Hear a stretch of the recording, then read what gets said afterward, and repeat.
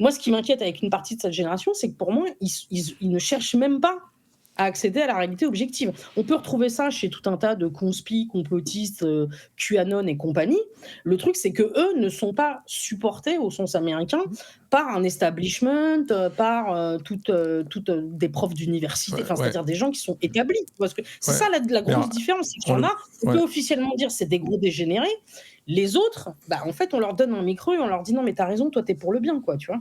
Oui, donc la certitude de faire partie du camp du bien et la certitude que l'interlocuteur est fasciste, en fait, permet d'annuler son statut d'humain. Et voilà, le mot est plus important que la réalité. Et donc, on peut. Oui, et puis il y a un truc chez eux, c'est Words are violence.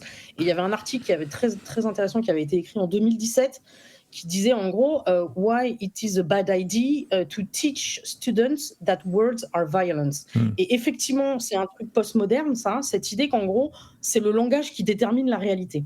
Donc tu vas retrouver ça chez pas mal de gens. Je me demande si Chomsky n'était pas un peu là-dedans, tu vois, parce que Chomsky, il était pour la liberté d'expression, mais il a quand même dit qu'en gros Daesh et que les républicains étaient pires que Daesh. Mais il a très mal vieilli, Chomsky. Quand même, parce qu'il raconte les gars, il a le droit de le dire, mais tu vois, il a quand même un biais. Bon, mais effectivement, il y a cette idée, et moi je l'ai compris assez vite, c'est quand tu voyais des slogans féministes du type, pas des slogans, mais des gimmicks féministes du type les mots tuent.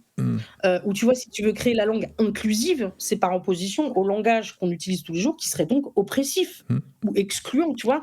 Et en fait, il y a vraiment ce truc que les mots seraient plus violents, seraient plus graves que la violence physique. En tout cas, la violence physique serait une réaction légitime à la violence des mots. Je pense qu'il y a vraiment ça, enfin, à gauche, en général, en général, je veux dire, quand tu vois la une de Libé ce matin, et puis la une de Libé, c'est limite l'extrême droite tue, quoi. Enfin, il renverse complètement, c'est la faute de Trump si l'autre s'y fait buter, en fait. C'est la libération. C'est ce que j'avais dit qu'ils allaient dire. Hein. Et c'est un peu ce qui revient sur le bandeau de BFM là, que je vais passer dans l'émission.